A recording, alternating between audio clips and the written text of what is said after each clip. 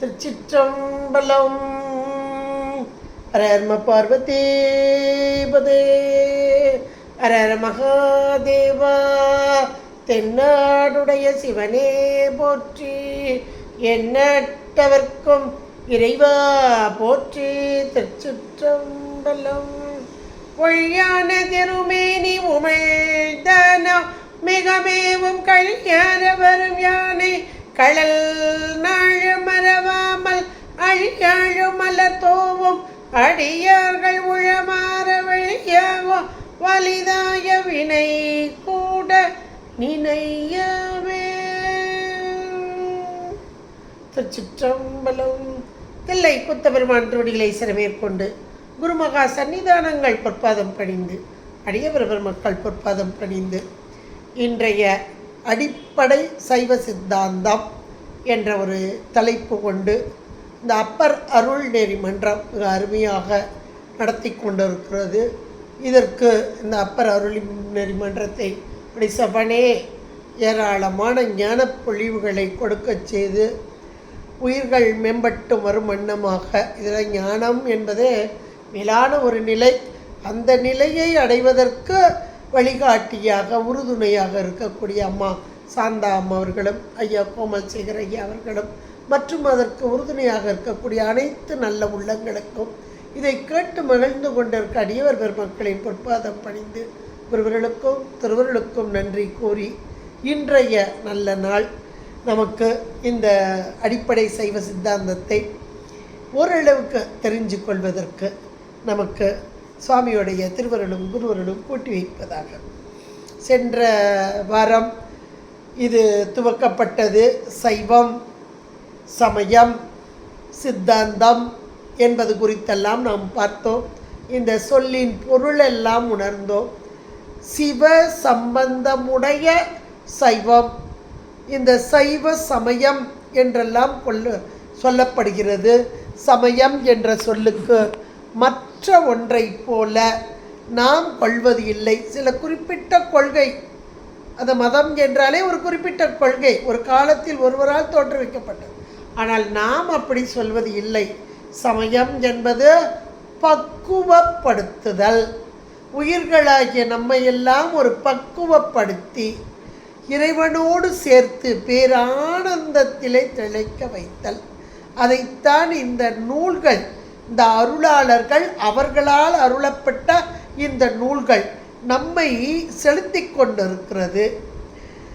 சகலவர்க்கு ஆன்மாக்களாகிய நமக்கெல்லாம் தீட்சை, உபதேசம், நூல் உபதேசம் ரொம்ப ரொம்ப ரொம்ப முக்கியமாக உண்டு, தேவை. இல்லைன்னா நாம் ஒரு காலம் அங்கே மேல்நிலைக்கு வருவது என்பது சாத்தியமே இல்லை. தீட்சை, உபதேசம், அதோடு நூல். இந்த நூல் கொண்டு தான் நாம் கொஞ்சம் கொஞ்சமாக உடனே எல்லாத்தையும் அறிதல் என்பது நம் போன்றவர்களுக்கு சாத்தியம். நூல் கொண்டு கேட்டு படித்து, முதல்ல படித்து அப்புறம் கேட்டு அதை தெளிந்து அதன் பின்பாக அதை பற்றி உணர்ந்து ஆகா இந்த நூல்களில் இப்படி சொல்லப்பட்டிருக்கிறது. எது சொல்லப்பட்டிருக்கிறது? முப்பொருள் உண்மை சொல்லப்பட்டிருக்கு. இதைத்தானே நம்ம படிச்சுட்டு இருக்கோம். சாத்திரம் என்றாலே முப்பொருள் உண்மை என்பதாக. தோத்திரங்கள் எல்லாம் இறைவனை துகழ்ந்து பாட, சாத்திர நூல்கள் எல்லாம் அந்த இறைவனின் இலக்கணத்தையும் உயிர்களாகிய நம்மை பற்றிய செய்தியையும் நாம் இறைவனை அடைய முடியாதபடி தடுத்து கொண்டிருக்கும் மலத்தையும் மிக அருமையாக எடுத்துரைக்கிறது இந்த நூல்கள். அந்த நூல்களை பற்றி தான் நம்ம சென்ற வாரம் பார்த்து கொண்டிருந்தோம். முதல் முன்னுரையாக சில கருத்துக்களை கேட்டு அதன் பின்பாக நூல் பற்றியதான அறிமுகம். ஏன்னா இப்போ நம்ம பார்க்க போகிற அந்த சைவ சித்தாந்தம், அடிப்படையான சைவ சித்தாந்தத்திலே நூல்கள் பற்றியதான ஒரு அறிமுகம் கண்டிப்பாக நமக்கு வேண்டும். தோத்திர நூல்கள் நம்ம எல்லாருக்கும் தெரியும். 12 தோத்திர நூல்கள் திருமுறைகளாக நமக்கு வகுக்கப்பட்டிருக்கிறது என்பது தெரியும். இங்கே சாத்திர நூல்கள் என்பது 14ஆக இங்கே அமைக்கப்பட்டிருக்கிறது. அந்த 14 சாத்திர நூல்களையும் நமக்கு சொல்லக்கூடிய ஒரு பாடல் கூட நம்ம எளிமையாக உண்டு. இருந்தாலும் கூட இந்த தோத்திர சாத்திர நூல்கள் வரிசையிலே நாம் பார்க்கும் பொழுது முதல் நூலாக இன்றைக்கு நாம் பார்ப்பது சிவஞான போதம் தான் நம்ம பார்க்குறோம். மெய்கண்ட தேவநாயனார் அருளிப்பட்ட சிவஞான போதம். ஆனால் இதற்கு முன்பே நூல்கள் உண்டான உண்டு, 3 நூல்கள் உண்டு.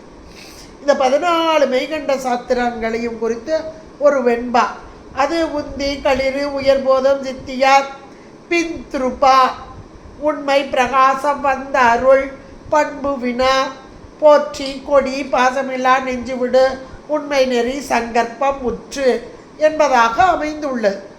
இதில் இந்த சிவஞான போதம் நமக்கு எல்லாருக்குமே தெரியும். ஆனால் அதற்கு முன்பாக உள்ள நூல்கள் என்பது 3 நூல்கள் இருக்கு. திருவுந்தியா திருக்களிற்றுப்படியா நமக்கு மெய்கண்ட சாத்திரத்துக்குள் அமைந்துள்ளதாக இருக்கிறது. ஆனால் இந்த மெய்கண்ட சாத்திரத்திற்குள் அமையாத ஒரு நூலும் இருக்கிறது. அதுதான் ஞானாமிர்தம் என்று சொல்லக்கூடிய இது மெய்கண்ட சாத்திர நூல்கள் 14. அதற்குள் இது அமையவில்லை. அதுக்கு காரணம் நமக்கு தெரியாது. நிறைய காரணங்கள் சொல்கிறாங்க, நிறைய விளக்கம் வந்திருக்கு, காரணங்கள் இருக்கலாம். ஆனால் நம்ம அந்த ஆராய்ச்சிக்கெல்லாம் போக வேண்டாம். ஏன்னா இந்த ஞானாமிர்த நூல்தான் மாதவ சிவஞான சுவாமிகள் மூலமாக கையாளப்பட்டு இருக்கிறது. எடுத்துக்காட்டாக மாபாடியத்தில் நிறைய இடங்களில் அங்கே 14 இடங்களில் சிவஞான சுவாமிகள் இந்த நூலை மேற்கோள் காட்டியிருக்கிறார்கள். அப்போ இது ஞானாமிர்தம் எங்களுக்கு அம்மா நடத்துனாங்க. ரொம்ப ரொம்ப அருமையான ஒன்றாக அமைந்துள்ளது. அஞ்ஞானமாகிய இந்த கடலில் அகமங்கள், அது 28 ஆகமங்கள், அது இறைவனால் அருளப்பட்டது. அந்த ஆகமங்கள் என்னும் மத்தை கொண்டு நாட்டி குருநாதரின் உபதேசம் என்னும்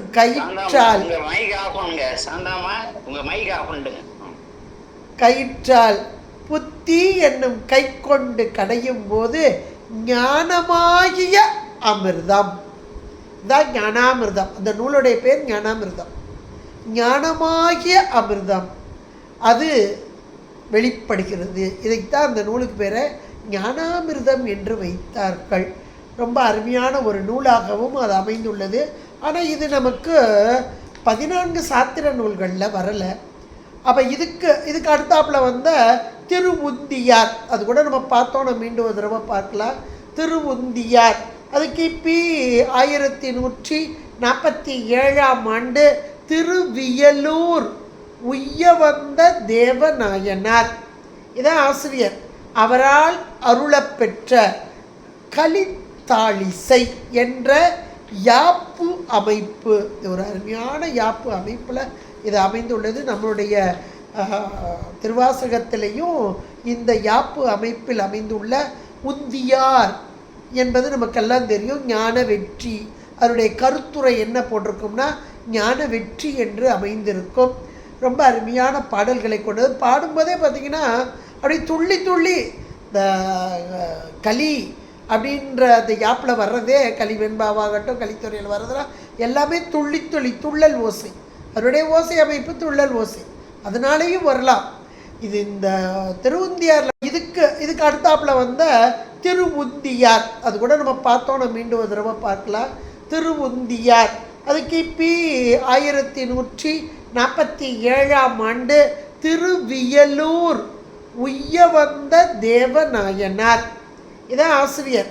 அவரால் அருளப்பெற்ற கலித்தாளிசை என்ற யாப்பு அமைப்பு, ஒரு அருமையான யாப்பு அமைப்பில் இது அமைந்துள்ளது. நம்மளுடைய திருவாசகத்திலையும் இந்த யாப்பு அமைப்பில் அமைந்துள்ள உந்தியார் என்பது நமக்கெல்லாம் தெரியும். ஞான வெற்றி, அதனுடைய கருத்துரை என்ன போட்டிருக்கும்னா ஞான வெற்றி என்று அமைந்திருக்கும். ரொம்ப அருமையான பாடல்களை கொண்டது. பாடும்போதே பார்த்திங்கன்னா அப்படி துள்ளி துள்ளி இந்த களி அப்படின்ற அந்த யாப்பில் வர்றதே, களி வெண்பாவாகட்டும் கலித்துறையில் வர்றதெல்லாம் எல்லாமே துள்ளி துள்ளி துள்ளல் ஓசை, அதனுடைய ஓசை அமைப்பு துள்ளல் ஓசை, அதனாலேயும் வரலாம். இது இந்த திருவுந்தியாரில் வரக்கூடிய இந்த வார்த்தைகள் ரொம்ப மேலான ஒன்றாக அமைத்து கொடுத்திருக்கிறார். அகிலமாயாரோ அறிவறித பொருள் சகலமாய் வந்தது நொந்தி பர தானாக தந்ததென்றொந்தி பெற. ரொம்ப ரொம்ப உண்மைக்கே இந்த திருவுந்தியார் படிக்க வேண்டிய ஒரு நூலுங்க. ஆனால் பக்குவம் பெற்ற ஆன்மாக்களுக்காக எழுதப்பட்டது. இந்த பாட்டிலேயே உங்களுக்கு தெரியும், சகலமாய் வந்தது என்றால் குரு வடிவில் வந்தது. அந்த குரு வடிவு நாம போய் அதை அடைய முடியாது, தானாக தந்தது. அவனாக வரவில்லை என்றால் நாம எது இறைவனை அடைய முடியுமானா முடியாதுன்ற கருத்தை எவ்வளோ அழகாக கொண்டு வந்திருக்கார் பாருங்க. தீ பர உம்முடைய தீமைகளெல்லாம் பறந்து போக கடவுது என்பதான இந்த தீ பர என்பதாக இந்த உந்தியார் அமைந்து உள்ளது. இதை அமைத்தவர் திரு வியலூர் உய்யவந்த தேவநாயனார். அடுத்து இதை ஒட்டி வந்த ஒரு நூல் திருக்களிற்றுப்படியார். இது 100 திருவெண்பாக்களால் ஆனது. இந்த உந்தியாருக்குரிய பொருள் மாதிரியும் இருக்கும். எங்களுக்கெல்லாம் குஞ்சித பதையாவது நடத்துகிறாங்க, நேரடி வகுப்பு நாங்கள் கேட்டோம். அப்போ உந்தியார் பாடலை சொல்லி அதற்குரிய இந்த கழிச்சுப்படியார் அதில் வெண்பா அதில் உள்ளதை அப்படியே அழகாக சொன்னாங்க. எங்களுக்கு ரொம்ப அருமையான. அப்போ ஒவ்வொன்றுக்கும் இந்த ஒரு பாடலுக்கு சில நேரங்களில் 2 பாட்டு 3 பாட்டெலாம் கூட இருக்கும். திருக்களிச்சுப்படியார் அப்படிப்பட்ட பாடல்கள் 100 வெண்பாக்களால் அமைந்தது. திருக்கடவூர் உய்யவந்த தேவநாயனார். இவருடைய காலம் கிபி 1177 என்று சொல்லக்கூடியது. அருமையான நூலாக இன்றைக்கும் அமர்ந்திருக்கிறது. அம்மையப்பரே உலகுக்கு அம்மையப்பர் என்று அறிக. இதுதான் முதல் பாட்டாக வரக்கூடியது. அம்மையப்பரே உலகுக்கு அம்மையப்பர் என்று அறிக. அம்மையப்பர் அப்பரிசே வந்து அளிப்பர். அம்மையப்பர் எல்லா உலகிற்கும் அப்புறத்தார். இப்புறத்தும் அல்லார் போல் நிற்பரவர் என்பதாக அமைத்து கொடுக்கப்பட்ட அற்புதமான ஒரு நூலாக அமைந்துள்ளது. அடுத்து நமக்கு சிவஞான போதம். இது இது ஏற்கனவே அதன் 3 முன்னாடி வந்தது. அதில் ஞானாமிர்தம் இந்த நூலில் சேரலை, இந்த 2 சேர்க்கப்பட்டது. அடுத்து சிவஞான போதம் என்பது மெய்கண்ட நூல்களில் சாத்திர நூல்களில் தலையாய நூல் என்று சொல்லலாம். இன்றைக்கு நமக்கு தலையாய நூல் எது என்றால் சிவஞான போதம். இதை அருளி செய்தவர் மெய்கண்ட தேவநாயனார். கிபி 1232 ஆண்டு. 12 சூத்திரங்களால் அமைந்த அற்புதமான ஒரு பொக்கிஷம் என்று சொல்லணும் சிவஞான போதம். இது 2 பிரிவாக, பொது சிறப்பு. அந்த பொது இயல் 6 சூத்திரங்கள், சிறப்பு அல்லது உண்மை அதிகாரம் அதில் ஒரு 6 சூத்திரங்கள், மொத்தம் 12 சூத்திரங்களாக. ஏன்னா இந்த காலகட்டத்தில் இறைவன் இல்லை, இப்பவும் இருக்கிறாங்க, அப்பவும் இருந்தாங்க. இறைவன் இல்லை, அடுத்து உயிர் என்பதே இல்லை, பாசம் ஆணவமலம் அதெல்லாம் கிடையாது. இப்போ 3ம் இல்லை இல்லை என்று சொன்னவர்கள் இருந்தார்கள். உண்டு உண்டு உண்டு என்று பிரமாணம் சொன்னார். அதான் முதல் 3 இயலும் பிரமாண இயல் என்று அழைக்கப்பட்டது. ஒரு பொருள் உண்டு என்று சொன்னால் அதற்கு இலக்கணம் சொல்ல வேண்டும். உண்டு சொன்னில இலக்கணம் சொல்லு, அது எப்படிப்பட்ட தன்மை உடையது, அதனுடைய இயல்பு என்ன, அதை அப்படியே அடுத்து சொன்னார். ஏன்னா இந்த இயல்புலையும் இலக்கணத்திலையும் அதுலேயும் பொது சிறப்புன்னு இருக்கு. இங்கே இலக்கணம் சொல்லப்பட்டது, ஒரு 3 நூற்பா அங்கே சொல்லப்பட்டது அடுத்தாப்புல. அப்போ உண்டுன்னு சொன்ன பதி, உண்டு என்று சொன்ன பசு, உண்டு என்று சொன்ன பாசம், 3ற்கும் இலக்கணத்தை வகுத்தார். அடுத்த 3 நூற்பாவாக சூத்திரமாக. இப்போ 6 பொதுவான பொது அதிகாரத்திலே 6 சூத்திரங்கள் அமைந்தது. அடுத்த 6 எதை சொல்கிறதுன்னா ஆன்மாக்கள். இந்த 3 பொருள் முப்பொருள் உண்மையைத்தான் எல்லா சாத்திர நூல்கள் 14 சாத்திர நூல்களிலும் சொல்லப்படுவது என்ன என்றால் முப்பொருள் உண்மை. இந்த 3 பொருளில் 2 பொருள் அறிவு பொருள், 2 பொருள் அறிவு பொருள். அந்த அறிவிலையும் ஒன்று தானாக அறியும் அறிவு, இன்னொன்று உணர்த்தினால் உணரும் அறிவு. அது பேரறிவு என்றால் இது சிற்றறிவு. இப்போ அந்த சிற்றறிவான உணர்த்தினால் உணரும் அறிவாகிய பசு, இதான் இடைப்பொருள் என்பார். அது தலைப்பொருள், இது இடைப்பொருள், அது கடைப்பொருள். அப்போ இடைப்பொருளாகிய பசு இது அறிவு பொருள். இந்த அறிவு பொருள் அந்த அறிவிலே இருக்கும் மலம். அது என்னைக்கு வந்தது? என்னைக்கு வந்தது அப்படின்னா, மைக்கு கிளியரா இருக்குமா? உங்க போனை பாருங்க, அவங்க பேசுறது கிளியரா கேக்குது. உங்க போன்ல ஏதாவது ஃபால்ட் பாருங்க. இந்த அறிவில் இந்த பசு உயிர், இந்த உயிரிலே உயிரின் அறிவு, உயிர் அறிவு பொருள், அந்த அறிவிலே இருக்கும் மலம். அந்த மலம் என்னைக்கு வந்தது? என்றைக்கு உயிர் உண்டோ அன்னைக்கு வந்தது. நம்ம சொல்லுவோம் இல்லையா, சகசமாக இருக்குப்பார். அதனால் இந்த மலம் என்றைக்கு உயிர் உண்டோ அன்றைக்கு உயிரின் அறிவை மறைக்கும் மலமாக, உயிரின் அறிவை மறைக்கும் மலமாக, இதற்கு பெயர் சகச மலம், மூல மலம் என்று வைத்தார். இது ஆணவம் என்று நமக்கு குறிப்பிடப்படுகிறது. ஆண் கூட்டல் அவம், உயிர்களாகிய நம்மை கீழ் நோக்கி செலுத்துதல் ஆணவம். இந்த ஆணவத்தினால், அந்த ஆணவம் சொல்லும் போதே நம்ம உலகியல்ல ஒரு ஆணவம் சொல்லும்.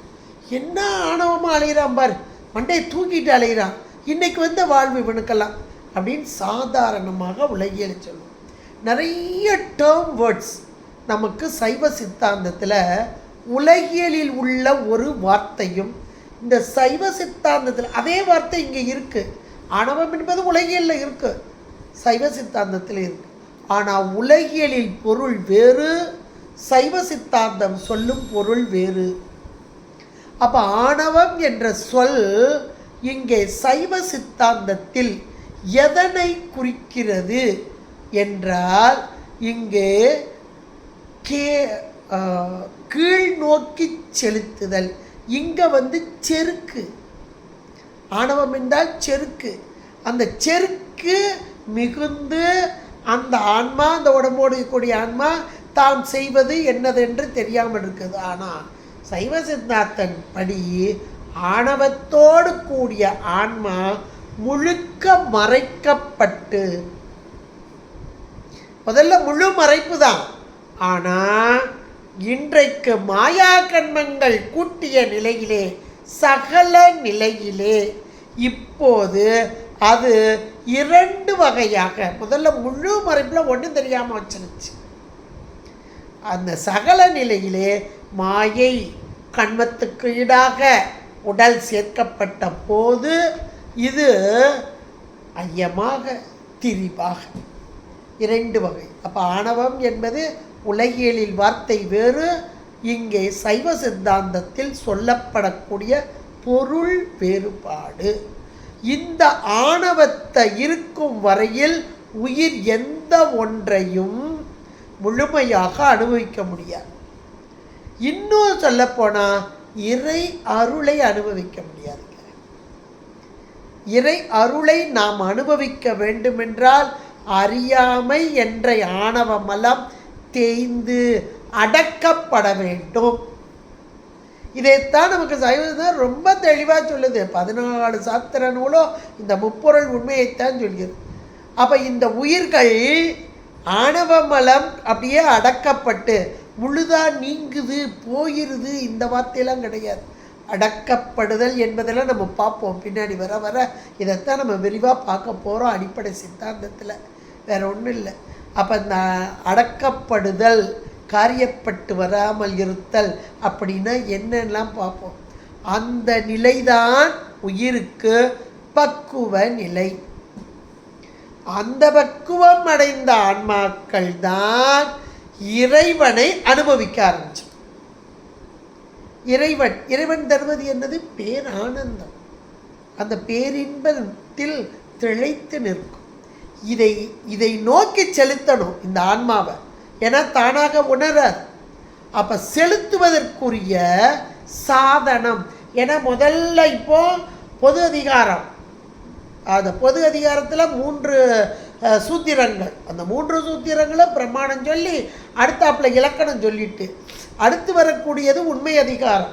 அந்த உண்மை அதிகாரத்தில் முதல் 3 சூத்திரங்கள், அந்த முதல் 3 சூத்திரங்கள் இங்கே வரைக்கும் 6 வந்துட்டு 7, 8, 9. அந்த 3 சூத்திரங்களும் சாதனம், கருவி. எதற்கு? ஆன்மா பேரின்பத்தை அனுபவிப்பதற்குரிய கருவிகளாக 3 சூத்திரங்கள். எவ்வளோ ஒரு அருமை! இதெல்லாம் நம்ம உள்ளுக்குள்ளே போக போக போக போக அப்பா அவ்வளோ ஒரு ஆனந்தத்தை நாம் அடைவோம். இதெல்லாம் அனுபவித்து பார்க்கணுங்க.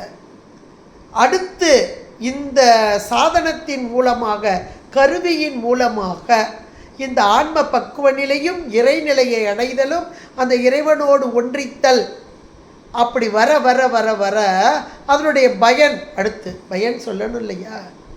அடுத்த 3 நூற்பாக்களும் பயன். இதையெல்லாம் தசகாரியத்தோடு வச்சு பார்க்கணும். சிவஞான போதும் நம்ம தசகாரியத்தோடு வச்சு பார்க்கும்போது தான் ரொம்ப ஒரு அருமையான ஒரு இன்ப உணர்வு அப்படின்னே சொல்லலாம். இன்ப உணர்வு ஏற்படும். 8ஆம் சூத்திரம் சொல்லிட்டு தான் இதை ஆரம்பிப்பது அப்படின்னு ஒரு நியமம் வைத்திருந்தார்கள் ஒரு காலத்திலே. ஏன் என்றால் 8ஆம் சூத்திரம் என்பது ஞான ஆச்சான் இங்கே உருவம் கொண்டு வந்து உயிர்கள் பொருட்டாக இந்த உயிர்களுக்கு விளக்கம். எவ்வளோதான் ஆசிரியர் விளக்குனாலும் மாணவனுடைய பக்குவம் இருந்தால் தானே அதை உணர முடியும். இப்போ ஒரு 5 வயசு பிள்ளைக்கு ஒரு 10ஆம் கிளாஸ் பாடத்தை, அதுவும் ஒரு கஷ்டமான ஒரு ஃபிசிக்ஸ் பாடத்தை நடத்தினா அதுக்கு ஏதாவது புரியுமா? புரியாது. அப்போ அதுக்கு புரியிற மாதிரி முதல்ல சொல்லணும். கொஞ்சம் கொஞ்சமாக சொல்லி அதுக்கப்புறம் விளக்கணும். இதைத்தான் இங்கே நூல் அறிவு நமக்கு கொஞ்சம் கொஞ்சமாக ஒவ்வொரு நூலும். நீங்கள் 14 சாத்திர நூல்கள் எடுத்தீங்கன்னா ஒவ்வொரு வகையில் எனக்கு 14 நூலுங்கிறீங்க. 14 நூலும் ஒரே மாதிரி 3 பொருளை தானுங்க சொல்லுது. அது என்னங்க வித்தியாசமாக சொல்லிடும். புதுசாக தெரியாதவங்களுக்கு கண்டிப்பாக இதை சொல்லுவாங்க. நாங்களே 3 பொருளை இத்தனை நூல் சொல்லணுமா அப்படின்லாம் நினச்சோம். ஆனால் என்ன வகையில் எப்படி சொல்கிறாங்க கேட்ட பிறகுதான், ஆகா இந்த ஆசிரியர் இந்த முறையை கையாண்டார், இந்த ஆசிரியர் இந்த முறையை கையாண்டார். அப்போ எதை முதல்ல நாம் கற்கணும்? இந்த நூல்கள் வரிசைப்படுத்தப்பட்டன. எதை முதல்ல கற்றால் நம்முடைய அறிவு, ஏன்னா நம்ம அறிவு இப்போ முழுக்க எப்படி இருக்கோ அறியாமை, ஆணவ மலன்றது அறியாமை தான். அப்போ அந்த அறியாமையை செய்யும் மலம் அப்படி கொஞ்சம் கொஞ்சமாக நீங்கணும். எதுக்குள்ளே வரணும்? சிவத்தை பற்றியதான தெளிந்த கருத்துகள் பதிய வேண்டும் என்றால் அருள் நோக்கம் பெற வேண்டும். உலகத்தை அனுபவிப்பதற்கு நம்முடைய வினைக்கு ஈடாக மாயை கூட்டப்பட்டது. ஆனால் உலகத்தை நோக்கும்போது அருளை நோக்க முடியாது. இங்கே அடைத்தால் இந்த கதவு திறக்கப்படும். அப்போ அருள் நோக்கு பெறுதல் அப்படின்றதுக்குத்தான் முதல்ல நூலறிவு கொடுத்து வாலறிவை அடைதல். இந்த நூலறிவை மெய்கண்ட தேவநாயனார் ரொம்ப அழகாக செய்திருக்கிறார். அப்படியே கொண்டு வந்து பேதித்து நம்மை வளர்த்து எடுத்த பெய்வளை என்பது போல அடுத்த 3 நூற்பாக்களும் பயன் சொல்கிறது. இந்த ஆன்மா பெரும் பயன்தான், வேற யாரும் இல்லை. ஏன்னா 3 பொருளில் இடைப்பொருளாக இருக்கும் இந்த உயிர்கள். இந்த உயிர்கள் பேரின்பத்தை அடைய வேண்டும். இதுதான் ஒரே குறிக்கோள். இப்போ நான் மட்டும் உங்களுடைய குறிக்கோள் என்னன்னு கேட்டால் ஒவ்வொருத்தரும் ஒவ்வொரு சொல்லணும். நான் இதை எப்படியாவது எட்டி பிடிச்சிடணும், இந்த ஒரு வேலையில் வேலை பார்க்குறவங்க இந்த வேலையிலே இவ்வளோ பெரிய இடத்துக்கு வரணும், அல்லது குழந்தைகிட்ட படிக்கிறவங்ககிட்ட கேட்டால் நான் அதை படிக்கணும். இதை ஒவ்வொருத்தருக்கும் ஒரு குறிக்கோள் இருக்கும். ஆனால் நம்முடைய மெய்கண்ட நூல்கள் சொல்கிறது உயிர் அதனுடைய குறிக்கோள், அது அடைய வேண்டிய நிலை எது என்றால் பேரின்ப நிலை. அப்படி ஒரு நிலை இருக்காங்க. உண்மைக்கே இந்த நூல்கள்லாம் படித்த பிறகு தான் நிறைய பேர் என்கிட்ட கேட்டுக்கிட்டே இருக்காங்க. ஏன்னா திருமந்திரம் படிக்க நல்லா புரியும். இது தோத்திர நூல் தான், ஆனால் சாத்திரம்தான். தோத்திரத்தில் சாத்திரம் என்பது 10ஆம் திருமுறையாகிய திருமூல தேவநாயனார் அவ்வளோ அழகாக பயனை சொல்கிறாருங்க. ஆன்மா அடையக்கூடிய பயன் என்ன, அது எப்படி அடையும், எந்த நிலையில் இருக்கும். உண்மைக்கு அந்த 3ஆம் தந்திரம்லாம் படிச்சிங்கன்னா அவ்வளோ அருமையாக இன்னும் போக போக இன்னுமே வருது, ஏராளமாக வருது அந்த கருத்துக்கள். இப்போ நாங்கள் படிச்சுட்டு இருக்கிறதுனால சொல்கிறோம். கண்டிப்பாக வாழ்க்கையில் நாம் படிக்க வேண்டிய ஒரு நூல் திருமந்திரம். பொருளோடு சும்மா வாசிக்கிறதுக்கெலாம் நான் சொல்ல மாட்டேன். ஏன்னா செய்யுள் அமைப்பில் இருக்க அந்த செய்யுள் அமைப்பை பதம் பிரித்து அதனுடைய பொருள் ஆழத்தை உணர்ந்து, ஏன்னா அது சாத்திரம் சொல்லுது. சாத்திரத்தில் நல்ல அலங்கால் பட்டவர்கள் மூலமாக கேட்டு உணர்ந்து கொண்டால் அதனுடைய பொருள் நமக்கு பேரின்ப நிலைக்கு கொண்டு போய் விட்டுருங்க. இப்போ சிவஞான போதம் என்பது இப்படி 12 சூத்திரங்களாக அமைந்த ஒரு அற்புதமான ஒரு நூல். இந்த நூலை நமக்கு தந்தவர், இதிலேயே இந்த 12 சூத்திரங்கள் மட்டும் கொடுத்துட்டு அவர் போகலை. ஏன்னா சூத்திரம் என்பது சுருங்க சொல்லி விரிவான பொருளை அடக்கியது. இது எல்லாருக்குமே ஓரளவுக்கு தெரியும். இந்த சிவஞான போதத்துக்கு விளக்க உரையாக வந்தது சித்தியார். சித்தியார் படித்தா மட்டுமே உடனே தெரியுமான்னா ஓரளவுக்கு தெரியாது. அந்த சித்தியார்லேயும் 20 உரை படித்தா இன்னும் கொஞ்சம் விளக்கம் இருக்குது. இது நாங்களாம் உண்மைக்கே இப்போ அனுபவத்தில் சொல்கிறேன். நாங்கள் சித்தியார் இங்கே கேட்டது, வகுப்பில் கேட்டதெல்லாம் ஒரு பக்கம் இருக்கட்டும். ஆனால் இப்போ மேல்நிலை வகுப்பில் படிக்கும்போது என்ன நம்ம கேட்டதுக்கு இதுக்கும் எவ்வளவு டிஃப்ரெண்ட்டாக தெரியுது, எங்கேயோ போகிற மாதிரி இருக்கும். அதுலேயும் நாலாம் சூத்திரத்தில் அந்த 2வது அதிகரணம்லாம் கேட்க கேட்க கேட்க அப்படி வியப்பு மட்டும் இல்லை, புரியாத நிலை. இப்போ ஆசிரியராக இருக்கவங்களுக்கு எல்லாம் புரிஞ்சுட்டு நினச்சிடாதீங்க, ஒன்றும் புரியாது. ஏதோ படிக்கிறோம் ஒப்பிக்கிறோம் அவ்வளோதான். ஆனால் இன்னும் மேலும் மேலும் கற்க கற்க அரிதொரும் அரிதொரும் அறியாமை விளங்கும் என்பது போல ஏராளமான கருத்துக்கள். சித்தியாரோட நின்றுதா இல்லை, சிற்றுரை அதை படிங்க. எப்போ மலைப்புலையும் பெரிய மலைப்பாக இருந்துச்சு, சிற்றுரையோடு நிற்கக்கூடாது, மாபாடியத்துக்குள்ளே நுழையணும். அப்போ இந்த சிவஞான போதத்தருடைய விளக்கம் எவ்வளவு வருதுன்னு பாருங்க. இப்படியே போய்கிட்டே இருக்கு. அப்போ எவ்வளவு பொருளை பொதிந்ததை இங்கே அடக்கி கொடுத்திருக்கிறார் மெய்கண்ட தேவநாயனார். அதை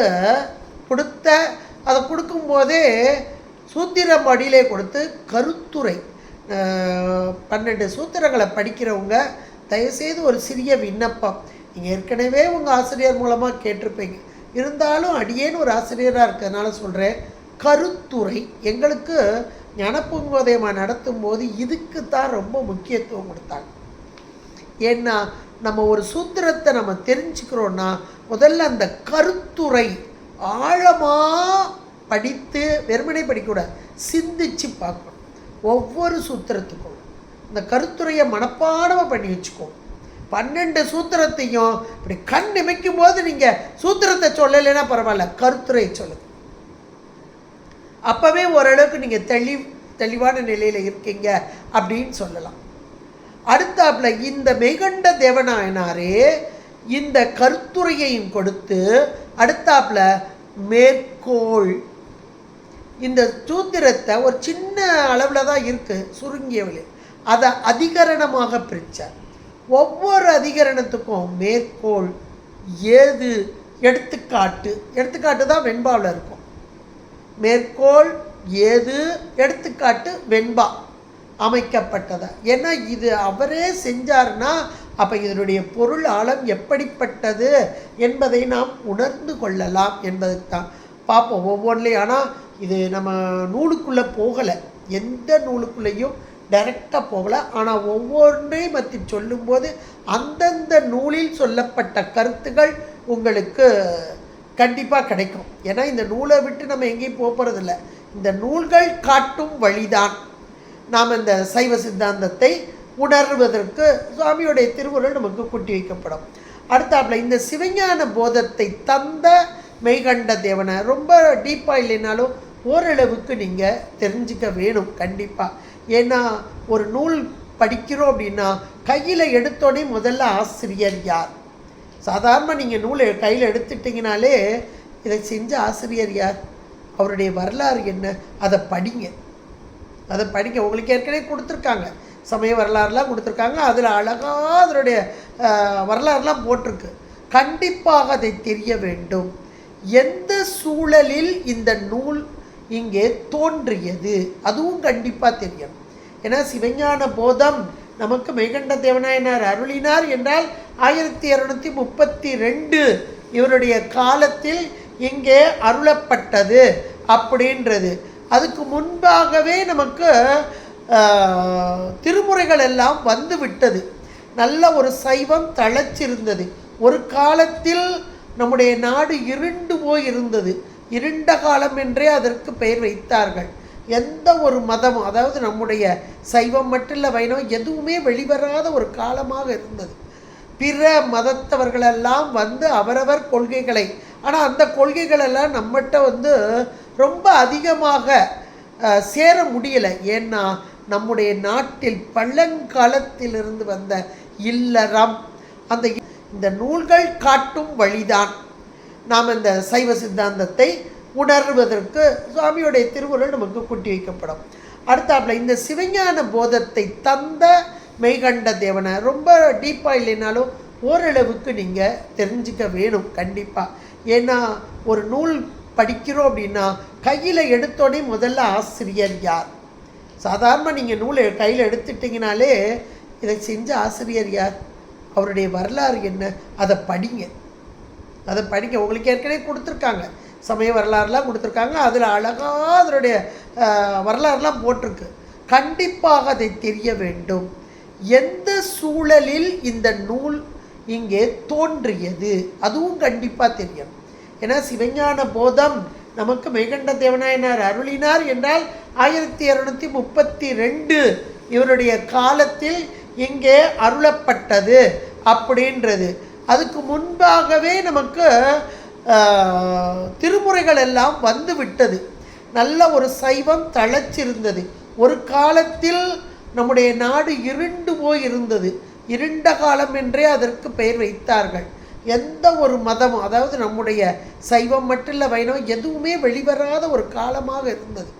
பிற மதத்தவர்களெல்லாம் வந்து அவரவர் கொள்கைகளை, ஆனால் அந்த கொள்கைகளெல்லாம் நம்மகிட்ட வந்து ரொம்ப அதிகமாக சேர முடியலை. ஏன்னா நம்முடைய நாட்டில் பழங்காலத்திலிருந்து வந்த இல்லறம், அந்த இல்லறத்தில் நல்லறம் தழைத்து வளர்ந்த வாழ்க்கை, அதை விட்டுட்டு துறவரத்துக்கெல்லாம் வர்றதுக்கு நம்ம முழுமையாக தயாராக இல்லை. மற்ற மதங்களெல்லாம் அதை சொல்லிக்கொண்டு இருந்தது, அதுக்குள்ளேலாம் வரல. அது ஒரு இருண்ட காலம். அந்த காலம் அதை கிபி 300 600 சொல்லுவாங்க. இது வரலாறே சொல்லுது. அதன் பின்பாக வந்த கிபி 6ஆம் நூற்றாண்டிலிருந்து இங்கே சைவ சமயம் தழைத்தது. நம்முடைய மூவர் முதலிகள் இங்கே தோன்றி ஏராளமாக ஒவ்வொரு தளமாக சென்று திருமுறைகளை தந்து இந்த சைவ பயிர் தழைக்க வைத்து விட்டார்கள். அப்போ சைவம் நன்றாக தழைத்து இங்கே இருக்கிறது. சைவ மக்களும் ரொம்ப சந்தோஷமாக இருக்கக்கூடிய இந்த காலகட்டத்தில் திருமுறைகளின் பொருள், இந்த திருமுறைகளின் பொருளை கொஞ்சம் திரிவுபடுத்தினார்கள். ஏனென்றால் திருமுறைகள் 3 பொருள், முப்பொருள் உண்மை என்று சொல்லக்கூடிய இந்த 3 பொருளின் உண்மையை தெளிவாக எடுத்து காட்டக்கூடியதாக இருக்கு. ஆணவம், கண்மம், பதி, பசு, பாசம், முப்பொருள் உண்மையைத்தான் இங்கே மிக அருமையாக சொல்லும். நீங்கள் எந்த நூல் நம்ம ஞானசம்பந்த பெருமானுடைய நூலில் இருந்து நீங்கள் எடுத்து பாருங்கள். இந்த 3 பொருளையும் கூட இன்னும் இது 5 பொருளாகலாம் காட்டப்படுது, 5 6 காட்டப்படுது. ஆனால் எல்லாமே இந்த 3க்குள்ளே அடங்கிடும். காட்டப்பட்டது மிக தெளிவாக அங்கே சொல்லப்பட்டது. ஆனால் ஒரு காலகட்டத்திலே, எந்த காலம், கிபி 8ஆம் நூற்றாண்டுடைய தொடக்க காலத்திலே ஆதிசங்கரருடைய வரவு. இவர் வேதாந்தி, வேதத்தின் மீது மிகுந்த பற்று கொண்டவர். அந்த வேதத்தில் சொல்லப்பட்ட சில கருத்துக்களை சொல்ல வந்தார். அது தப்பு இல்லை. ஏன்னா சுவாமிதான் நமக்கு வேதத்தையும் தந்தார், ஆகமங்களையும் தந்தார். இறைவன் எம்பெருமானுடைய சதாசிவமான 5 திருமுகத்திலிருந்து 4 திருமுகத்தில் 4 வேதங்களும் மேல் நோக்கிய ஈசான முகத்திலிருந்து 28 ஆகமங்களும் பெறப்பட்டன. அப்போ எல்லாவற்றையும் தந்த இறைவன். அப்போ வேதமும் ஆகமும் நமக்கு உடன்பாடே. ஆனால் வேதத்தில் சொல்லப்பட்ட கருத்துக்களை மாற்றி திரிவுபடுத்தி சொல்ல ஆரம்பித்தார்கள். 3 பொருள் உண்மை என்பதை ஏற்றுக்கொள்ளாமல் பொருள் ஒன்றே என்றார்கள். அதிலேயே இன்னும் முக்கியமாக அத்விதம் என்ற ஒரு சொல். நாமளும் இதை சொல்கிறோம். இன்னைக்கு அத்விதம் தான் நமக்கு பேசப்படுகிறது. அத்துவிதம் அதை அவங்க அத்வைதம் அப்படின்னு சொல்லுவாங்க. அ கூட்டல் துவைதம். துவைதம் என்றால் 2 அ. அப்போ அ என்பது நமக்கு 3 வகையான பொருள்களை தரும் என்று நமக்குடைய சாத்திரம் ரொம்ப அழகாக சொல்லுது. அது அண்மை பொருள், இன்மை பொருள், மறுதலை பொருள் என்று வரும். ஆனால் அவர்கள் எது சொன்னார்கள் என்றால் துவிதம் என்றதற்கு 2 அ துவிதம் என்றால் 2 இல்லை. 2 இல்லை என்றால் பொருள் ஒன்றே. இது ஏகான்மவாதம். இன்றைக்கும் இருக்குது. யோசிச்சு பாருங்க. ஆனால் அவரை பின்பற்றி வந்தவர்கள் கொஞ்சம் பேர் அடுத்தடுத்து வந்தாங்க. ராமானுஜர் வந்தார், மத்தூர் வந்தார். ஒவ்வொருத்தரும் கொஞ்சம் கொஞ்சம் கொள்கை மாறுபாடு கொண்டார்களே ஒழிய பொருள் ஒன்றே என்றால் சொன்னார்கள். இன்னைக்கு இருக்காது. எவ்வளவு மாறுபாடு வந்துடும் பாருங்க. இப்போ திருமுறைகளுடைய பொருள் எவ்வளவு மாறுபடும். சரி, திருமுறைகளை இவங்க கையில் எடுக்காமல் இருந்தால் நம்ம படுக்க சரி அவங்க கொள்கையை அவங்க சொல்லிட்டு போட்டோம் அப்படின்னு விட்டுறலாம். திருமுறைகள்லையும் திருவாசகத்தையும் திருமந்திரத்தையும் கையில் இன்னைக்கோ ஏகான்மவாதிகள் திருவாசகத்தை கையில் எடுக்கிறாங்க, திருமந்திரத்தை கையில் எடுக்கிறாங்க.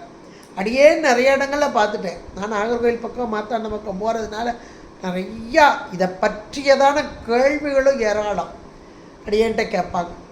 உண்மைக்கே ஏன்னா அவங்க கேட்குற விதமும் ஆமாம் சரியாக இருக்குது போல தெரியுதே அப்படின்லாம் தோணும். ஏன்னா அவ்வளவு கேள்வி கணக்கில் அங்கே இருக்குது. ஆனால் அதுதான் அந்த எங்களுக்கு ஆசிரியர் ஞானப்பகுதிமா சொல்லும்போது பரபக்கம்லாம் நீங்கள் இப்போ படிக்காதீங்க, படித்தா அவங்களுடைய கொள்கைகளெல்லாம் அங்கே பட்டியல் போட்டு வருது. அப்படி வரும்போது ஆமாம் இது சரியாக தானே தோணுது அப்படின்னு வந்துடும்.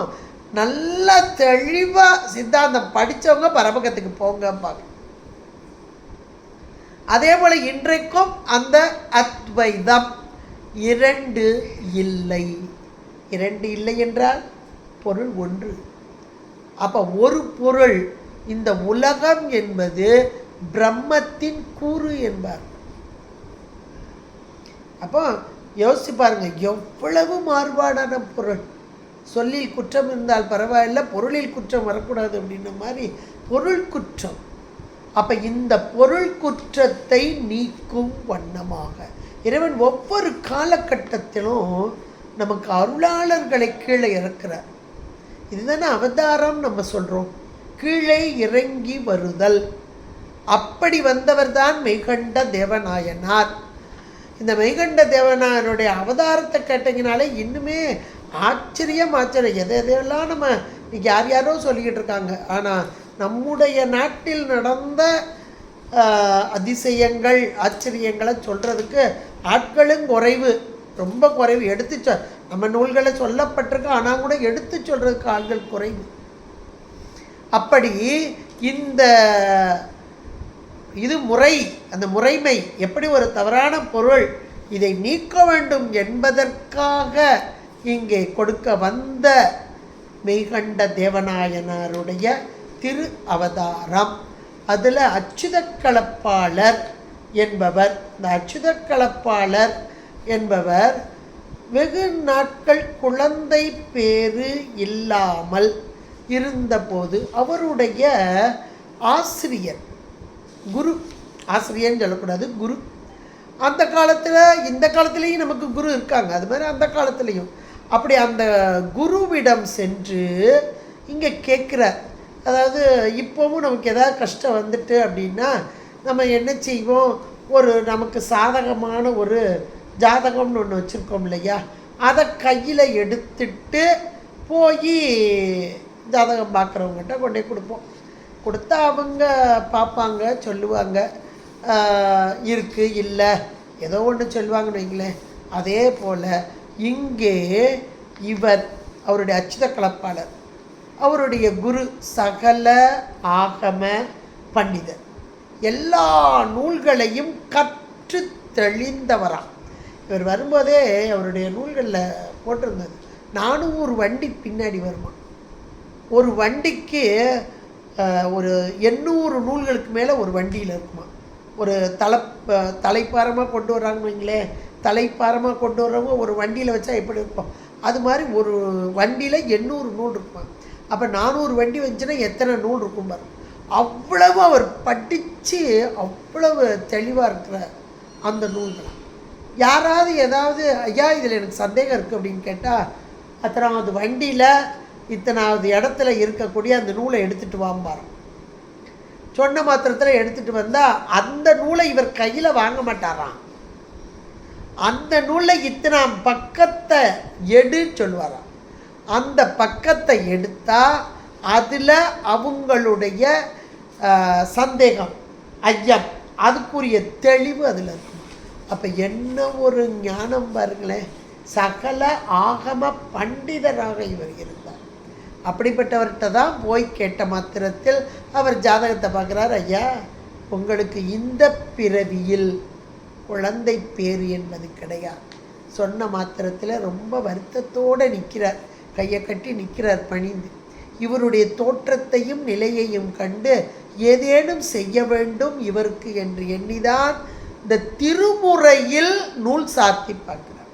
அப்போ திருமுறையில் எவ்வளவு தோய்வு, எவ்வளவு ஒரு நம்பிக்கை இருந்தால் அந்த திருமுறை. அப்போ இந்த சகலாகம பண்டிதர் அந்த நூல் சாத்தி பார்க்கிறார் இந்த திருமுறை. அப்படி நூல் சாத்தி பார்த்தபோது திருவெண்காடு என்ற ஒரு தலம் எல்லாருக்கும் தெரியும். அந்த திருவெண்காடு ஸ்வேதவன பெருமாள், 3 குளம் இருக்கும், சூரியன், சந்திரன், அக்னி என்ற 3 குளம் இருக்கும். இந்த முக்குள நீராடுதல், அப்புறம் இறைவனை வழிபடுதல். அந்த தலத்தில் ஞானசம்பந்த பெருமானால் பாடப்பட்ட கண்காட்டும் நுதலானும் என்று தொடங்கக்கூடிய அந்த பதிகம், அதில் 2வது பாடல். ஏன்னா அப்போல்லாம் ஏடில் தான் எழுதியிருந்தாங்க. அந்த ஏட்டில் இருக்கக்கூடிய ஒரு பாடல், பேயடைய பிரிவைதோ பிள்ளையினோடு உள்ள நினைவு ஆயினவே வரம்பெறுவர் ஐயுற வேண்ட ஒன்றோம். என்ன ஒரு வார்த்தைகள் பாருங்க. கேட்டது குழந்தை வரம், கொடுத்த வார்த்தையை பாருங்க.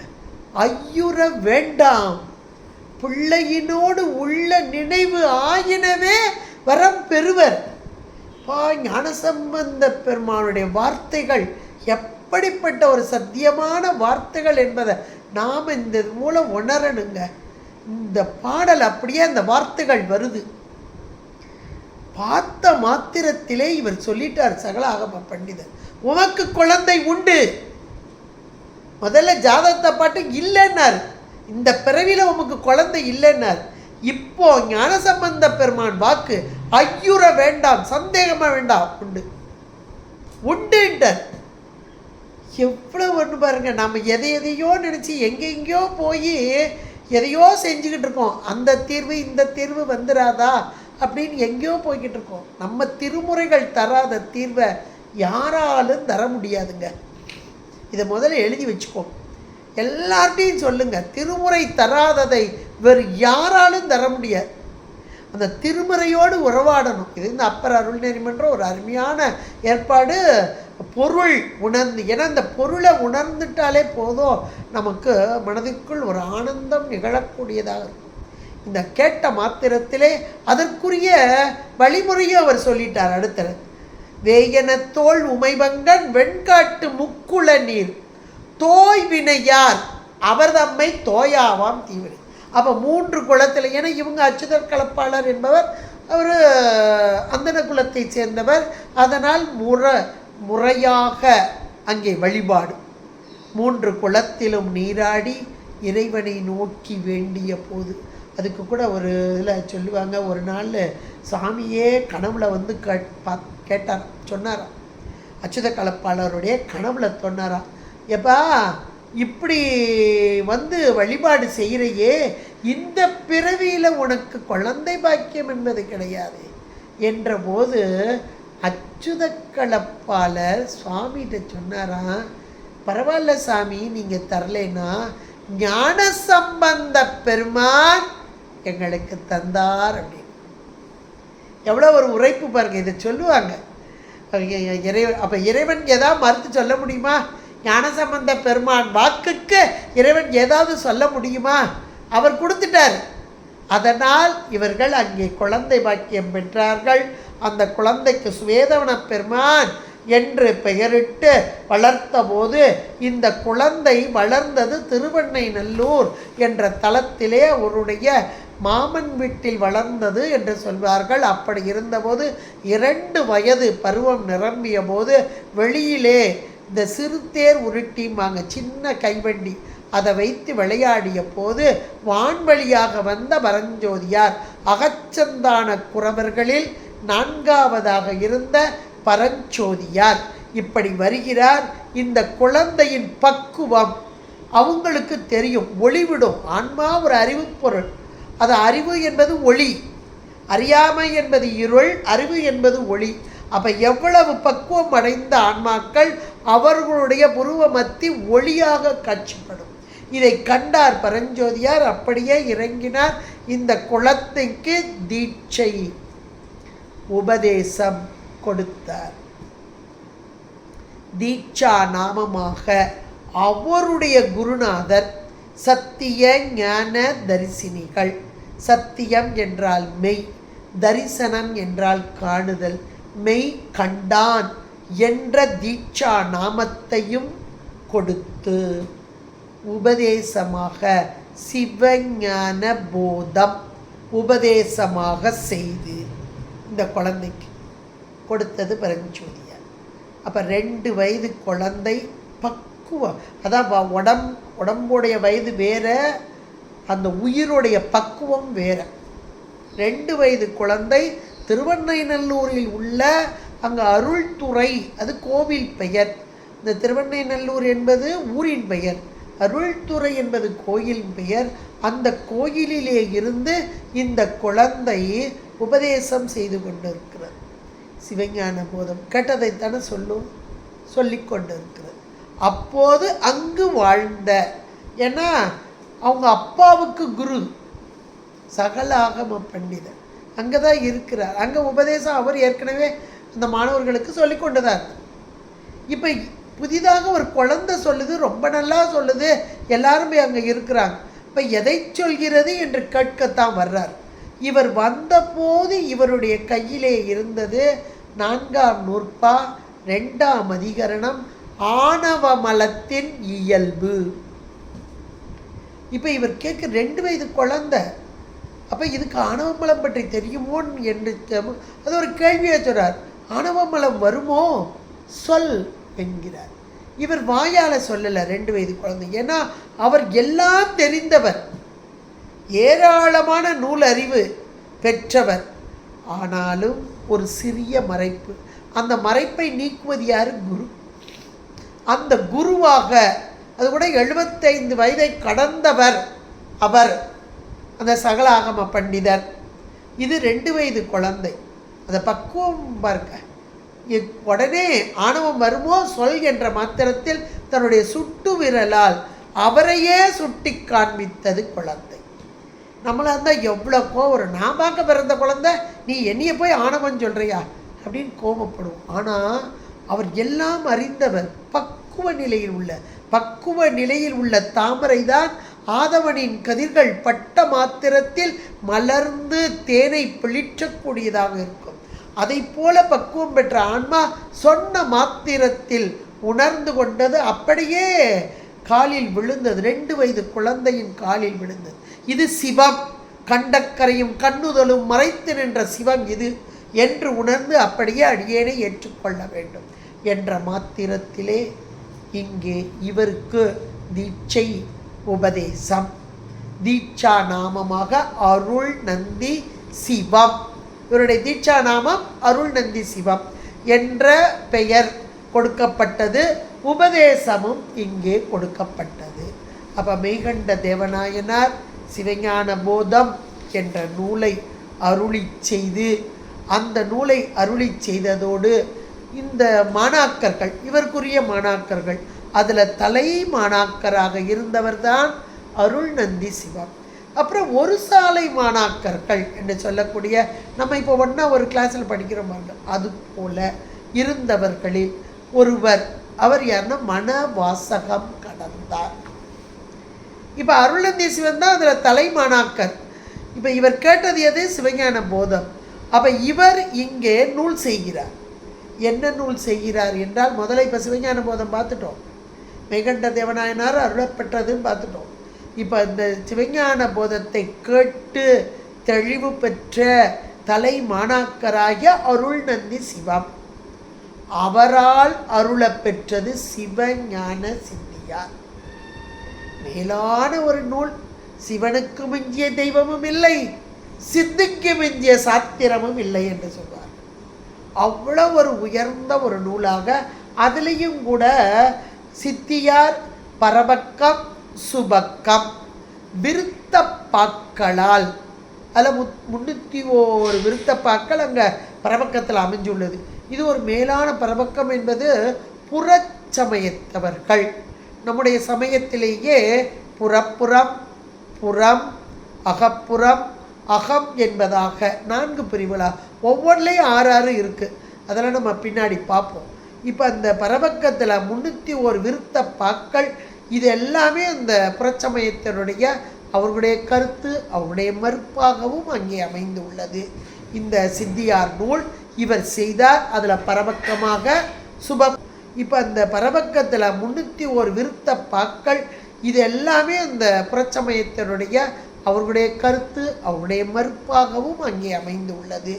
இந்த சித்தியார் நூல் இவர் செய்தார். அதில் பரபக்கமாக சுபக்கமாக செய்தார். அதோடு 20 என்ற ஒரு நூலையும், மிக அருமையான ஒரு நூல், இந்த 20 அதையும் செய்தார்.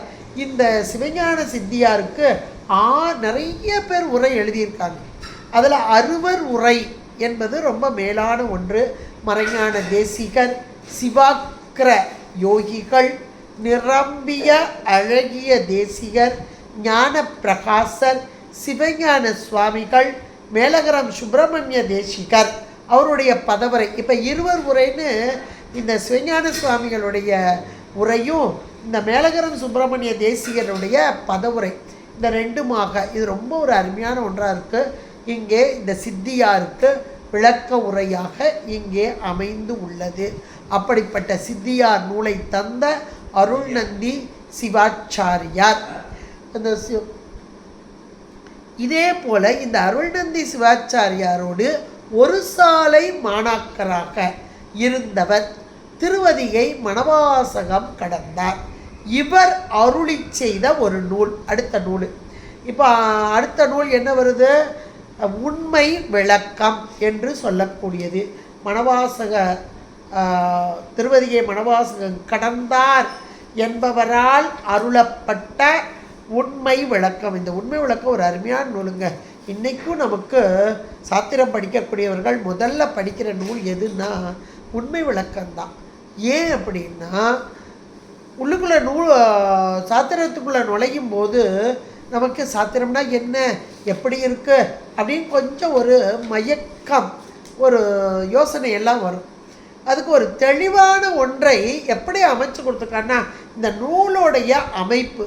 இந்த நூலோடைய அமைப்பு எப்படி இருக்குது அப்படின்னா, வினாக்கள் கேட்டு விடைகள் வருவதாகும்.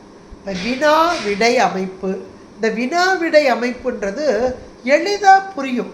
இப்போ சாதாரணமாக கிளாஸ்லாம் நடக்கும்போது ஆசிரியரே பேசிக்கிட்டே போனால் கொஞ்சம் நேரம் கேட்போம், கொஞ்சம் நேரம் நம்ம டைவெர்ட் ஆகிடும், இங்கிட்ட அங்கிட்டமா டைவெர்ட் ஆகிரும், நமக்கு சிந்தனை வேறு மாதிரி போயிடும். ஆனால் இப்போ கேள்வி கேட்டோன்னு வைங்களேன், டக்குன்னு எல்லாருமே கொஞ்சம் அலர்ட் ஆவாங்க, அலர்ட் ஆகி சொல்ல இருப்பான். அப்போ நமக்கு ஏற்கனவே ஒரு சந்தேகம் இருந்தால் கூட இந்த இடத்துல தெளிவு கிடைக்கும், பின்னாடியும் மறக்காது. இந்த ஒரு புத்தியை கையாண்டு இருக்கிறார் இந்த ஆசிரியர். அதுலேயும் இவரே செய்தால் கூட 8 வினாக்களாக, அந்த 8 வினாக்களுடைய அமைப்பு முறையும் பார்த்திங்கன்னா தூலமான பொருளை சொல்லி சூட்சுமத்தை நோக்கி செலுத்துதல். முதல்ல சூட்சுமத்துக்கு வந்தால் நமக்கு புரியாது. அதனால் தூலமானது எது? மாயை. அந்த மாயையை சொல்லி அதன் பின்பாக ஒன்றா கொண்டு வரார். ஆறாறு தத்துவம் ஏது? ஆணவம் ஏது? அன்றையதான் மாறா வினை ஏது? ஒன்றா வரிசையாக வருதா? மற்றவற்றின் வேறாக நான் ஏது? நீ ஏது? நாதன் நடம் ஏது? அஞ்செழுத்து ஏது? தான் ஏது? தேசியனே சான்று. 8 வினாக்களாக வச்சுருக்காரு. இதில் நான் என்பது ஆன்மா, நீ என்பது முன்னாடி இருக்கிற ஆசிரியர் மெய்கண்டார். மெய்கண்டாரை சிவமாக பாவித்து அமைத்து நம்ம அருளாளர்கள் நூல்கள்லாம் அப்படி தான் செஞ்சுருப்பாங்க. ஏன்னா குருதான், குருவே சிவமென கூறினன் நந்தி. இந்த குருவாக வருவது, வடிவம் கொண்டு வருவது யார் என்றால் சிவமே. அதனால் முன்னாடி இருக்கக்கூடிய அந்த மெய்கண்டானை சிவமாக நீ ஏது என்ற கேள்வி மூலமாக, அடுத்து இந்த 14 சாத்திர நூல்களிலும் இல்லாத ஒரு சிறப்பு இந்த மணவாசகம் கடந்த அவர் செய்த இந்த உண்மை விளக்கம். நாதன் நடம், இறைவனுடைய நடனம், அந்த இறைவன் ஏற்றக்கூடிய நடனத்தின் இயல்பு என்ன அப்படின்றத ரொம்ப அழகாக எடுத்து சொல்லியிருக்கிறார். வேறு எந்த நூல்லையும் சாத்திர நூலில் நம்ம பார்க்க முடியாது. அப்படிப்பட்டதான 8 வினாக்களாக அமைத்து முப்பொருள் உண்மையை நமக்கு அழகாக படம் போட்டு காண்பிக்கிறார் இந்த ஆசிரியர் அற்புதமாக. அடுத்ததாக வரக்கூடிய நூல் இந்த உண்மை விளக்கம் தான். நம்ம சாதாரணமாக முதல்ல படிக்கக்கூடியதாக இருக்கும், அப்புறம் திருவருட்பயன் படிப்போம். அது இன்னும் கொஞ்சம் எளிமையாக இருக்கும். அடுத்து வரக்கூடிய 8 நூல்கள் மொத்தம் 14 சாத்திர நூலில் இப்போ 6 வரைக்கும் பார்த்துட்டோம். அடுத்து 7, 8, 9, 10, 11, 12, 13, 14 அந்த 14 8 நூல்களும் இந்த சித்தாந்த அட்டகம் என்று சொல்லக்கூடிய 8 நூல்களையும் செய்தவர் உமாபதி சிவாச்சாரியார். இப்போது சமயக்குறவர்கள் 4 கேட்டால் ஈஸியாக சொல்லிடுவாங்க. சந்தானக்குறவர்கள்னால் கொஞ்சம் யோசித்து சொல்லுவாங்க. நம்ம சாத்திரம் படிக்கிறனால நம்ம எல்லாருக்குமே தெரியும். மெய்கண்டா தேவநாயனாரை பற்றி பார்த்தோம். அடுத்து வரக்கூடிய அருள்நந்தி சிவாச்சாரியாரை பார்த்தோம். ஆனால் மணவாசக கடந்தார் இந்த வரிசையில் இல்லை. அப்போ அருள்நந்தி சிவாச்சாரியாருடைய மாணாக்கராக இருந்தவர். இது கைலாய பரம்பரை அப்படியே அடுத்தடுத்து வரக்கூடிய வாழையடி வாழையென வந்த திருமரபு கூட்டம் அப்படின்னு சொல்லுவாங்க. அப்படிப்பட்ட மரபு, அந்த மரபில் வந்த அருள்நந்தி சிவாச்சாரியாருடைய அடியை ஒற்றி திருவடி சார்பு, இதெல்லாம் உடல் சார்பு இல்லை, திருவடி சார்பு. அந்த திருவடி சார்பை பற்றி வந்தவர் அப்படின்னு பார்த்தா மறைஞான சம்பந்த பெருமான் தான். ஆனால் அவர் நூல் செய்யவில்லை. இவர் செய்த இந்த சித்தியார், சிவஞான சித்தியார், அதை தலைமேல் கொண்டு அங்கே உபதேசம் செய்து கொண்டிருந்தார். எங்கன்னா தில்லையில். இவர் பிறந்தது வளர்ந்த பெண்ணாகடம்தான். ஆனால் தில்லைக்கு சென்று திருக்களாஞ்சேரி என்ற இடத்திலே மடம் அமைத்து அங்கேயே வாழ்ந்து வந்தார். அங்கே இருக்கக்கூடிய பக்குவம் பெற்ற ஆன்மாக்களுக்கு இந்த சித்தியாரை உபதேசமாக செய்து கொண்டிருக்கிறார். அப்படி செய்து கொண்டிருக்கும் காலத்தில்தான் ஒரு நாள் பக்குவம் பெற்ற ஆன்மா, ஏன்னா பக்குவம் பெற்ற ஆன்மாக்களால் தான் இதை உணர முடியும். பக்குவம் பெற்ற நிலையில் உள்ள, ஆனால் ஏற்கனவே எல்லா அபரஞானம், கலைஞானம், நூலறிவு இவையெல்லாம் கைவரப்பெற்ற ஒரு ஆன்மா. அது யார் என்றால் உமாபதி சிவம். இவர் தில்லையிலே இருக்கக்கூடிய 3000 அந்தணர்களில் ஒருவர், தீட்சிதர் வகையைச் சேர்ந்தவர். அவரும் மறைஞான சம்பந்த பெருமான் அந்தணர் தான். ஆனால் இவர் தீட்சிதர்கள், அவர்களை காட்டிலும் மேலானவர்கள் என்று சொல்வார்கள். அப்படி ஒரு நாள் இவர் உமாபதி சிவம் பூசை முடித்து அப்படியே வர்றார். இவங்களையே தீட்சிதர்களையே வேதம் ஆகமம் எல்லாவற்றையும் படிக்கக்கூடியவர். இப்படி வேதம் ஆகமத்தை நன்றாக கற்று கற்று தெளிந்த மேலான ஞானத்தில் இருப்பவர்களுக்கு முன்பாக அவர்கள் வர்றாங்கன்னா பல்லக்கில் வருவாங்க. முன்பாக தீப்பந்தம். இது மரியாதை நிமித்தமாக. இன்றைக்கெல்லாம் நமக்கு அரசியல் செல்வாக்கு இல்லை பணம் இப்படி இருக்கிறவங்களுக்கு முன்னையும் பின்னையும் ஒரு 50 கார் 100 கார் போகும். ஆனால் அந்த காலத்திலேயே அறிவு ஞானம் கைவரப்பெற்றவர்களுக்கே இந்த மரியாதை செய்யப்பட்டது. அதில் தீட்சிதர்களில் நல்ல ஞானம் வேதத்தையும் ஆகமத்தையும் நன்றாக கற்று தெரிந்தவர்கள். அவர்களுக்கு முன்பாக தீப்பந்தமும் இங்கே பல்லக்கும் கொடுக்கப்பட்டது. அப்படிதான் பல்லக்கை சுமந்து கொண்டு வருகிறார்கள். இவர் பல்லக்கில் அமர்ந்திருக்கிறார், முன்பாக தீப்பந்தம். இதை பார்க்கிறார் மறைஞான சம்பந்தர். அவருடைய பார்வை இங்கே அமர்ந்திருக்கும் உமாவதி சிவத்தின் மீது விழுந்தது. பக்குவம் பெற்ற ஆன்மா, எவ்வளோ ஒரு பக்குவம், ஆனாலும் உண்மையை உணராமல் இருக்கிறது. உணர்ந்து கொண்ட இது ஆச்சானுக்கு தான் தெரியும். ஞான ஆச்சான், அந்த ஞான ஆச்சான் பார்த்த மாத்திரத்திலே கண்டுபிடித்து பார்த்த மாத்திரத்திலே ஒரு வாசகம் இவர்களிடமிருந்து வெளிப்படுமா. ஏன்னா ஒவ்வொருத்தருக்கும் ஒவ்வொரு விதமாக இப்போ வாசகம் வெளிப்படுகிறது. பட்டக்கட்டையில் பகல் குருடு ஏகுதுப்பார். கேட்ட மாத்திரத்தில் அப்படி இறங்கிட்டார். இதுதான் பக்குவம் பெற்ற நிலை. இந்த பக்குவ நிலை இருந்த ஆன்மாதான் உணர முடியும். இந்த வார்த்தையுடைய பொருள் அப்படியே காலில் விழுந்துட்டார். மறைஞான சம்பந்த பெருமானுடைய காலில் அடியேனே ஏற்றுக்கொள்ள வேண்டும் என்று பொருள் தெரியுமோ என்ற மாத்திரத்தில் பொருளை இங்கே எடுத்து கூறினார். ஏன்னா இதில் 2 வகையான ஒரு பொருள், உலகியலில் ஒன்று, அருளியல் ஒன்று. பட்டக்கட்டைன்னா நமக்கு மரம் நல்ல ஒரு பசுமையாக இருக்குது, உயிரோட்டமாக இருக்குது. அதை அந்த கட்டையை வெட்டிட்டோம்னா அது உயிரற்றது, அது பட்டுப்போன கட்டை. அதில் தான் இந்த பல்லக்கு. அதில் முன்னாடி தீப்பந்தம் பிடிச்சிட்டு போகிறாங்க. அப்போ அந்த பட்டக்கட்டை என்பது இங்கே மரம், வெட்டப்பட்ட மரம். ஆனால் இன்றைக்கு சகல வர்க்க ஆன்மாக்களாகிய நமக்கு உடம்பு கொடுக்கப்பட்டிருக்குது. எதற்காக? உயிருடைய அறிவு, அறியாமை, அதான் ஆணவமலம். அந்த அறியாமையை நீக்குவதற்காக இந்த உடல், அதான் சகல நிலை கலைகளோடு கூடிய தத்துவங்களோடு கூடிய இந்த உடம்பு கொடுக்கப்பட்டது. அப்போ இந்த உடம்பு என்பது தத்துவ கூட்டம், அது ஜடப்பொருள். இது பட்டக்கட்டை என்பது இந்த தூள தேகம். பகல் குருடு, பகல் நேரம் வெளிச்சம் இருக்குது, எதுக்கு தீப்பந்தம்? இது சாதாரணமான உலகியல். ஆனால் பகல் என்பது சகல நிலையும், குருடு என்ற போது உண்மையை உணர முடியாத அறியாமை நிலையும். அதுதான் பகல் குருடு. சகல நிலையில் இந்த உடல் கொடுக்கப்பட்ட பின்பும் உண்மை பொருளை உணராத ஞானக்குருடாக இருக்கிறாயே என்பதை இங்கே உணர்த்துகிறார் ஆசிரியர். ஆச்சான் உணர்த்த, குரு உணர்த்த, உணர்த்திய மாத்திரத்தில் உணர்தல் தான் ஞானம். உணர்த்திய பொழுதே அப்படியே எதை உணர்த்தினாரோ அப்படியே உணர்தல். அந்த ஞான ஆச்சானாக வந்து உணர்த்திய மாத்திரத்தில் காலில் வீழ்கிறார். அப்பவும் உடனே ஏற்றுக்கொள்ளவில்லை என்று சொல்வார்கள். அதன் பின்பாக இவருடைய பக்குவ நிலையை தெரிந்து கொண்டு அவரை ஏற்றுக்கொண்டார். இந்த உமாபதி சிவம் செய்தது தான் இங்கே 8 நூலாக இங்கே அமைந்து உள்ளது.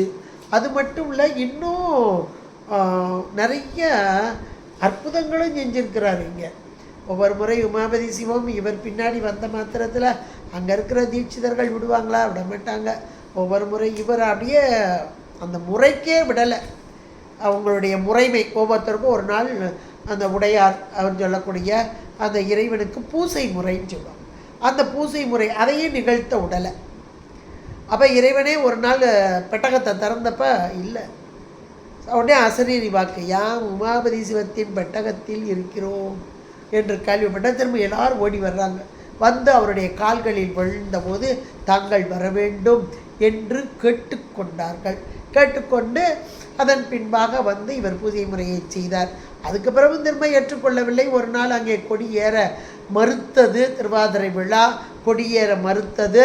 அங்கே உமாபதி சிவம் வந்தால் கொடி ஏறும் என்று சொன்னபோது இவருடைய கால்களில் வந்து விழுகிறார்கள். ஆனாலும் கூட உமாபதி சிவம் அங்கு வரவில்லை. இருந்த இடத்திலிருந்தே கொடிக்கவி பாடினார். கொடி தானாக ஏறியது என்று வரலாறு சொல்கிறது. அது 4 பாடல்களை கொண்டது. ரொம்ப அருமையான ஒரு பாடல்களாக கடலக்கலித்துறை ஒரு பாடல் மட்டும் வெண்பாவில் அமைந்துள்ள 4 பாடல்கள் தான் அமைந்து உள்ளது அப்படின்றது. இது மாதிரி 8 நூல்கள் இன்னும் பெற்றான் சாம்பானுக்கு செய்யப்பட்ட ஒரு அற்புதங்கள். அடியார்க்கு எளியன் சிற்றம்பளவன் கொற்றங்குடியார்க்கு எளிய கைச்சீட்டு படியின் மிசை பெற்றான் சாம்பானுக்கு பேதமர தீக்கை செய்து முக்தி கொடுக்க முறை. நல்லா யோசிச்சு பாருங்க. இது இறைவனே கைப்பட எழுதிய சீட்டு. சாமி யாருக்கெல்லாம் சீட்டு கொடுத்துருக்கான்னு உங்களுக்கு தெரியும். இங்கே உமாபதி சிவத்துக்கிட்ட கொண்டே கொடுங்கன்னு சொல்லி பெட்ரான் சாமானுக்கு கொடுத்தார். அந்த விறகு கொண்டு வந்து மடப்பள்ளிக்கு கொடுக்கக்கூடிய சாம்பான் அவனுக்கு பெட்ரான் சாமானுக்கு பேதமர தீக்கை செய்து முக்தி கொடுக்க முறை. முக்தி யார் கொடுப்பா? சுவாமியை தவிர யாரும் கொடுக்க முடியாது. அந்த முக்தி கொடுக்கும் முறையை யாருக்கு கொடுக்கிறார் சுவாமின்னா இந்த உமாபதி சிவத்திற்கு கொடுத்தார் என்றால் அவருடைய பெருமை இதிலிருந்தே நமக்கு தெரியக்கூடியதாக இருக்கிறது. அதுக்கு மட்டும் கொடுக்கல, ஒரு முள்ளிச்செடிக்கு மேலே கொடுத்து காமிக்கிறார். ஏன்னா முக்தினா யாருக்கு என்னன்னு தெரியல. அதை காமி அப்படின்னு சொன்ன மாத்திரத்தில் அங்கே இருக்க முள்ளிச்செடி நல்ல பக்குவம் வாய்ந்ததாக இருக்குது. ஏன்னா இறைவனுடைய அந்த அபிஷேக தீர்த்தம் பட்டுக்கொண்டே இருப்பதால் அது ஒரு உயிர் தானே, உடம்பெடுத்த உயிர். அதை அந்த உயிருக்கு முக்தி கொடுத்தார் என்றால் எவ்வளோ பெரிய அற்புதம் பாருங்கள். எப்படிப்பட்ட உமாபதி சிவம். அது 8 நூல்கள் செஞ்சிருக்கிறாரு. அந்த சிவப்பிரகாசம் 100 விருத்தங்களால் ஆனது. 100 விருத்தங்கள்.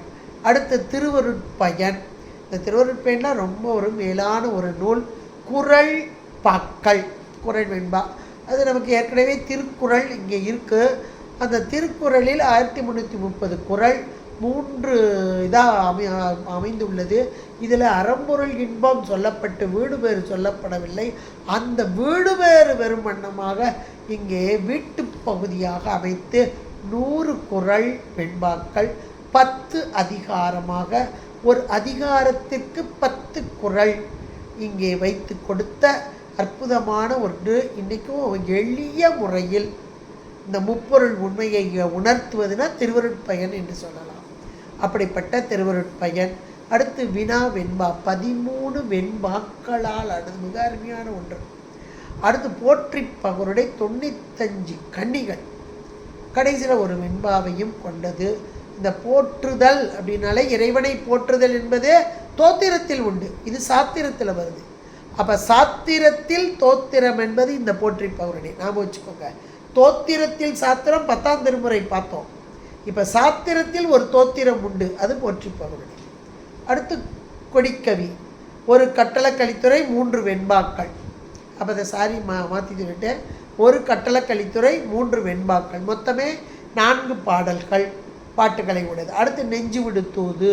இது ஒரு அருமையான ஒன்றுக்கு. நெஞ்சு விடு தூதா 129 கன்னிகளை கொண்டது. கலிவெண்பா யாப்பில் அமைக்கப்பட்டது.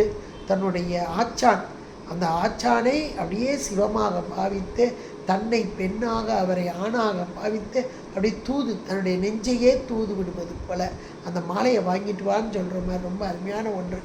அடுத்து உண்மை நெறி விளக்கம் 6 செயல்களை கொண்டது. அடுத்தாப்புல சங்கற்ப நிராகரணம். இது 13 அகவற்பாக்கள்.